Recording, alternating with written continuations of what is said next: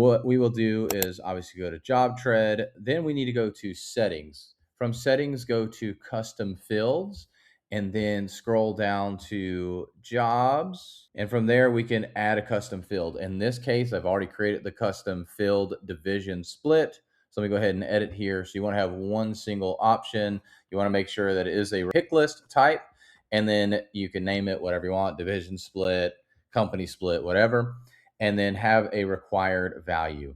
So then you have your two options. In this case, we'd update custom field, or you created your custom field. From there, on each of the jobs, you're able to then select which one that is. And as you create dashboards, you can filter based on that. I'll show you a job here of how you can see. So on the here with division A versus division B, we're able to see how many jobs. So the first one has 7 and the second division has 2. In this case, we have a no value, which is probably a test job that we did some testing as we were building this out.